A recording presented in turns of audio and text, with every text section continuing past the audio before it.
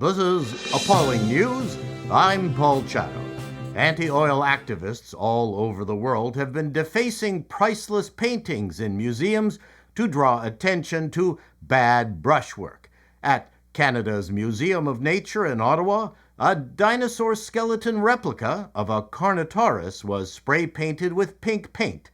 It was the latest demonstration by two members of Last Generation Canada, a civil disobedience group without any hope of gainful employment, who said its actions are intended to draw attention to the climate crisis and to demand Canadian government action.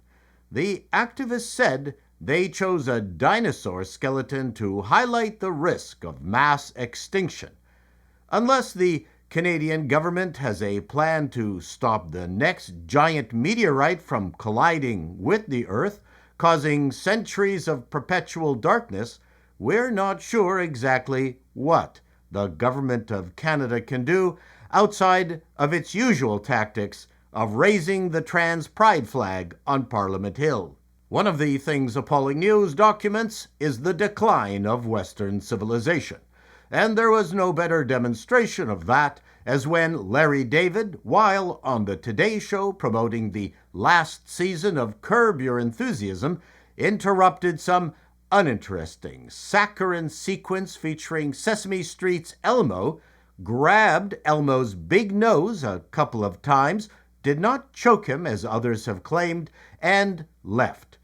This became a major incident, with Larry apologizing later in a humorous non-apology that caused even more angry responses online, including an extended sequence on The View, which proved that women who have had liposuction on their brains have no sense of humor.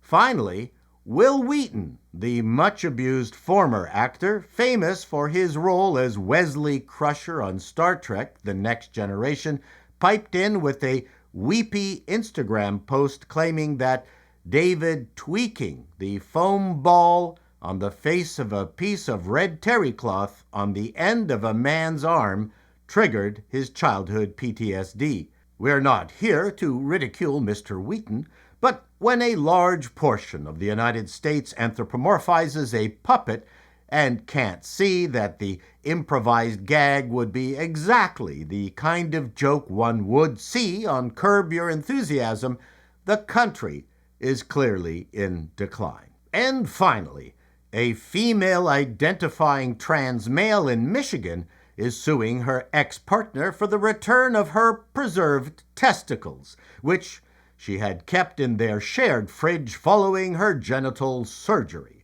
Brianna Kingsley, also known as Zahara Breezy Muharib, took ex-boyfriend William Wojciechowski to court after he threw away her surgically removed testicles, which had been rotting in his fridge for over a year.